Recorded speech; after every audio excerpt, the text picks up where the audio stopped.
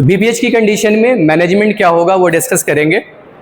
तो पेशेंट खासतौर से अगर बीपीएच से सफ़र कर रहा है तो ऐसी कंडीशन में जो फर्स्ट कंप्लेन हो सकती है पेशेंट की वो रिटेंशन ऑफ यूरिन की कंप्लेन हो सकती है। तो पेशेंट अगर रिटेंशन के साथ आ रहा है तो हमारा ट्रीटमेंट होगा यूरेथ्रल कैथेटराइजेशन। फर्स्ट ट्रीटमेंट क्या होगा? Urethral catheterisation. अगर यूरेथ्रल कैथेटराइजेशन फेल कर जाता है यानी वो सक्सेसफुल नहीं होता तो ऐसी कंडीशन में हम सुप्राप्यूबिक सिस्टोस्टॉटमी कर सकते हैं, यानी एक ओपनिंग बनाएंगे सुप्राप्यूबिक एरिया के अंदर और वहाँ से जो ओपनिंग एक्सटेंड करेगी up to the cavity of the bladder. वहाँ फिर एक कैथेटर डाल देते हैं, खासतौर से ऐसी कंडीशन में मैलिकोट कैथेटर डालते हैं और उसको वहीं रिटेन करते हैं। रिटेन करने की कंडीशन में जो भी यूरिन फर्दर फॉर्म होगा वो ड्रेन आउट होता जाएगा उस कैथेटर की मदद से। क्लियर है? तो फर्स्ट ट्रीटमेंट हमारा होगा यूरेथ्रल कैथेटराइजेशन, वो सक्सेसफुल हो जाता है, वेल एंड गुड। अगर नहीं होता तो ऐसी कंडीशन में सुप्राप्यूबिक सिस्टोटमी करेंगे और उसके बाद एक कैथेटर वहाँ इंसर्ट कर देंगे और वहाँ से जो भी यूरिन फॉर्म होगा वो फाइनली उसके थ्रू ड्रेन करेगा। एक और कंडीशन हो सकती है यूरेमिया की, यानी पेशेंट बीपीएच का है और यूरेमिया के साथ आ रहा है तो ऐसी कंडीशन में हमारा जो लाइन ऑफ ट्रीटमेंट होगा वो बेसिकली ये होगा कि हम यूरेथ्रल कैथेटराइजेशन करेंगे। यूरेथ्रल कैथेटराइजेशन से बेनिफिट क्या होता है? अगर हम कैथेटराइजेशन करते हैं तो फंक्शनलिटी ऑफ द किडनी होगी वो जल्दी वापस आएगी अगर हम यूरेथ्रल कैथेटराइजेशन करेंगे। यानी बैकफ्लो ऑफ यूरिन हो सकता है और बैकफ्लो ऑफ यूरिन के वजह से किडनी टिश्यू के अंदर डैमेज हो सकता है, यानी फंक्शनल पार्ट जो किडनी का है वो डैमेज हो सकता है। तो ऐसी कंडीशन में अगर इजली और अर्ली इवैक्यूएशन आप कर रहे हैं यूरिन का तो जो बैकफ्लो ऑफ द यूरिन के वजह से जो डैमेज हो सकता है किडनी टिश्यू के अंदर वो डैमेज क्या होता है? रिकवरी हो जाती है और डैमेज फर्दर डैमेज नहीं हो पाता। ठीक है? तो हमारा यूरेथ्रल कैथेटराइजेशन भी ट्रीटमेंट होगा अगर पेशेंट यूरेमिया के साथ आ रहा है। हम सीरम इलेक्ट्रोलाइट भी, जैसे इन्वेस्टिगेशन में हमने सीरम इलेक्ट्रोलाइट कराया था, अगर इलेक्ट्रोलाइट डे रेंज है तो ऐसी कंडीशन में इलेक्ट्रोलाइट को करेक्ट करने की कोशिश करेंगे। इंडिकेशंस की बात करेंगे, अब सर्जरी की बात करेंगे और इसके बाद हम मेडिसिनल ट्रीटमेंट की भी हम बात करेंगे। तो सर्जरी की बात करें, सबसे पहले इंडिकेशन क्या है, किन किन कंडीशन में, खासतौर से पेशेंट अगर बीपीएच का है तो उसमें हम सर्जरी किन कंडीशन में करेंगे। तो इंडिकेशन, फर्स्ट इंडिकेशन है प्रोस्टेटाइटिज्म की कंडीशन है, यानी इन्फ्लामेटरी इन्वॉल्वमेंट हो गया है प्रोस्टेट के अंदर। तो फर्स्ट इंडिकेशन क्या है? प्रोस्टेटिज्म की कंडीशन है। तो प्रोस्टेटिज्म की अगर कंडीशन होगा तो ऐसी कंडीशन में कुछ सिम्टम्स होंगे, जैसे फ्रीक्वेंसी ऑफ यूरिन की कंप्लेन हो सकती है पेशेंट की, डायसूरिया की कंप्लेन हो सकती है और अर्जेंसी की कंप्लेन होगी पेशेंट की। तो प्रोस्टेटाइटिज्म की कंडीशन है तो ऐसी कंडीशन में हमारा इंडिकेशन हो जाता है ऑपरेटिव इंटरवेंशन के लिए, यानी इस कंडीशन में ऑपरेटिव इंटरवेंशन करेंगे। इसके अलावा एक्यूट रिटेंशन ऑफ यूरिन की कंप्लेन है तो वहाँ भी ऑपरेटिव इंटरवेंशन दे सकते हैं। क्रोनिक रिटेंशन ऑफ यूरिन की कंप्लेन है या क्रोनिक रिटेंशन की हिस्ट्री है तो ऐसी कंडीशन में भी हम ऑपरेटिव इंटरवेंशन दे सकते हैं। कुछ कॉम्प्लिकेशन है, उन कॉम्प्लिकेशंस की कंडीशन में भी ऑपरेटिव इंटरवेंशन इंडिकेटेड है। वो कॉम्प्लिकेशन क्या है? हाइड्रोरेटर की कंडीशन है या हाइड्रोनेफ्रोसिस की कंडीशन है या स्टोन फॉर्मेशन हो गया है। ऐसे ही रिकरेंट इन्फेक्शन अगर है तो वो भी इंडिकेशन है किसके लिए? सर्जिकल इंटरवेंशन के लिए। ब्लैडर चेंजेस है तभी हम सर्जिकल इंटरवेंशन देंगे, यानी ब्लैडर चेंजेस क्या हो सकता है? डायवर्टिकुलर फॉर्मेशन हो गया, सर्कुलेशन फॉर्म हो गया, ठीक है, या रप्चर की कंडीशन हो सकती है। तो ये कंडीशन है खासतौर से किसके लिए? सर्जिकल इंटरवेंशन के लिए। हिमेचूरिया की कंप्लेन हो सकती है। हिमेचूरिया हमने डिस्कस किया था, खासतौर से वेनस प्लेक्सस, जो प्रोस्टेटिक वेनस प्लेक्सस है उस पर प्रेशर पड़ता है, उस प्रेशर इफेक्ट की वजह से जो रिटर्न होता है वेनस रिटर्न हैम्पर हो जाता है। वेनस रिटर्न हैम्पर होने की वजह से वो प्रेशर रिफ्लेक्ट होता है माइन्यूट कैपिलरीज पे और वो कैपिलरीज ब्लीड कर सकती है। तो ऐसी कंडीशन में हिमेचूरिया की कंप्लेन हो सकती है। तो ये भी इंडिकेशन है किसके लिए? सर्जिकल इंटरवेंशन के लिए। अब सर्जिकल इंटरवेंशन क्या हो सकता है? जो कॉमनेस सर्जिकल इंटरवेंशन है वो है trans urethral resection of the prostate, जिसको बोलते हैं टर्प। अल्दो सुप्राप्यूबिक रिसेक्शन भी हम कर सकते हैं, सुप्राप्यूबिक एरिया से जो ओपन सर्जरी होती है वहाँ से भी हम प्रोस्टेटिक ग्लैंड का रिसेक्शन कर सकते हैं। तो जो कॉमनेस प्रैक्टिस के अंदर है अभी, जिसका आउटकम बहुत बेहतर है, जहाँ प्रोग्नोसिस बहुत बेहतर है, वो है TURP, trans urethral resection of the prostate. यहाँ सिस्टोस्कोपी की मदद से हम सर्जरी करते हैं। ट्रांस यूरेथ्रल यानी हमारा प्रोसीजर जो कंप्लीट होगा यूरेथ्रा के थ्रू होगा। तो सिस्टोस्कोप के थ्रू हम पहले विजुलाइजेशन करते हैं, जो प्रोस्टेट ग्लैंड है, जो इनलार्ज प्रोस्टेट ग्लैंड है उसको हम विजुलाइज करेंगे, आइडेंटिफाई करेंगे। फिर जो इनलार्ज पोर्शन है उसको हम रिसेक्ट करते हैं। रिसेक्शन हमारा होता है हाई फ्रीक्वेंसी डायथर्मिक करंट से, ठीक है। इसके लिए भी एक लूप का इस्तेमाल किया है, स्पेशली डिज़ाइन डिवाइस होती है जिसकी मदद से जो प्रोस्टेटिक पार्ट, जो प्रोस्टेटिक ग्लैंड जितना इनलार्ज होता है वो यूरेथ्रा के थ्रू रिसेक्शन हम करते हैं सिस्टोस्कोपी की मदद से वहाँ तक पहुँचते हैं, प्रोस्टेटिक ग्लैंड को आइडेंटिफाई करते हैं। आइडेंटिफाई करने के बाद उस पोर्शन को हम एक्सरसाइज कर देते हैं। एक्सरसाइज करने के लिए हाई फ्रीक्वेंसी डायथर्मी करंट का इस्तेमाल किया जाता है।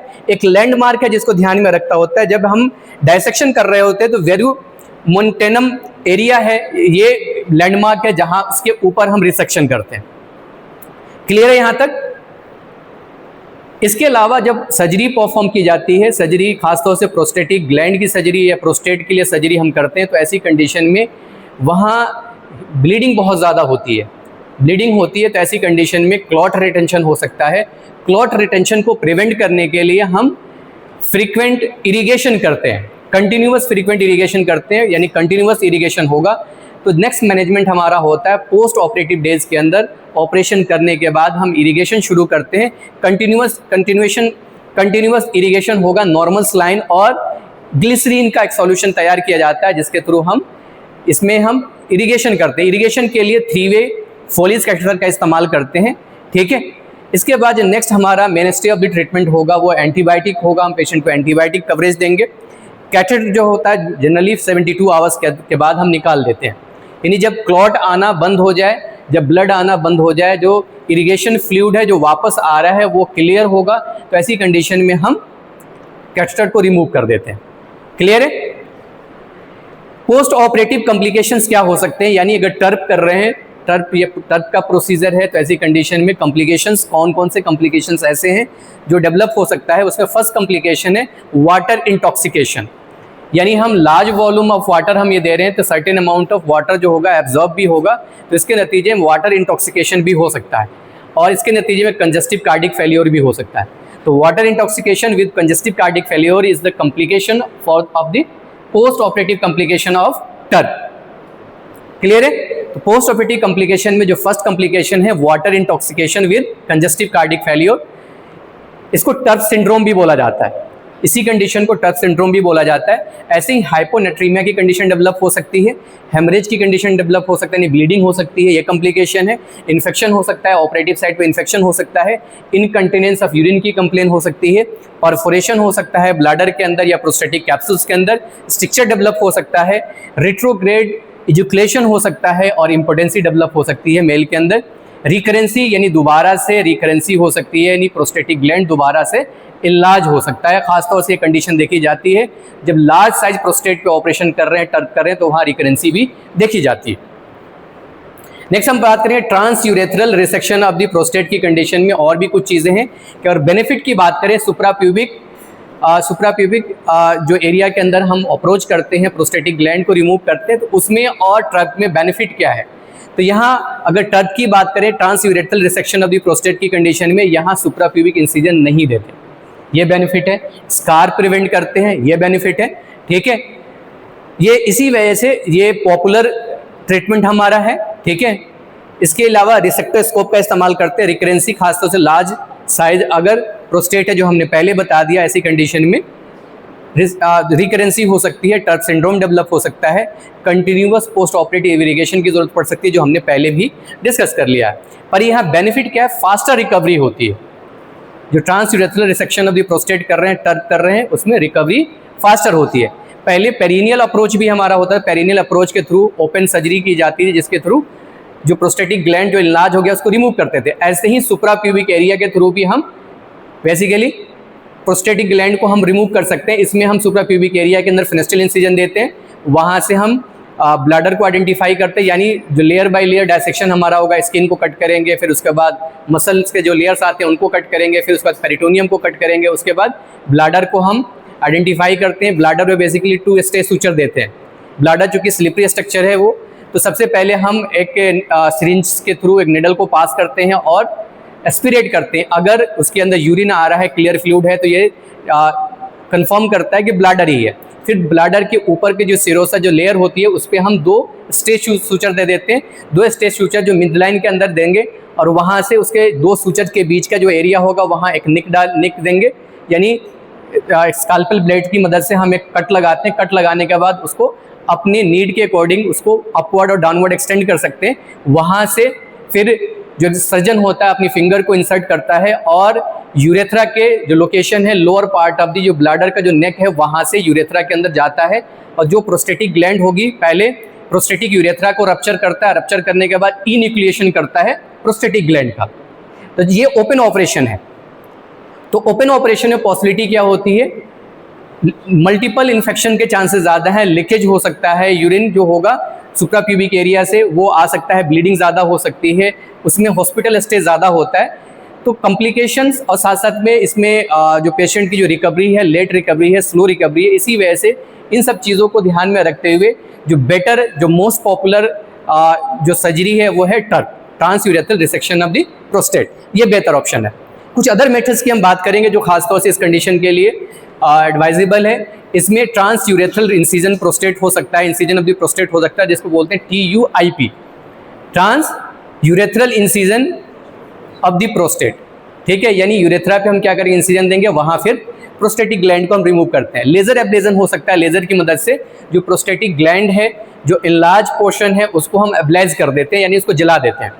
ऐसे ही ट्रांस यूरेथ्रल माइक्रोवेव थेरेपी के थ्रू हम यहाँ भी ऑपरेटिव इंटरवेंशन दे सकते हैं, इसको बोलते हैं TUMT, trans urethral microwave therapy की मदद से हम भी ये प्रोसीजर्स हम परफॉर्म कर सकते हैं। ऐसे ही transurethral needle ablation using high frequency radio wave का भी इस्तेमाल कर सकते हैं, इसको बोला जाता है टूना।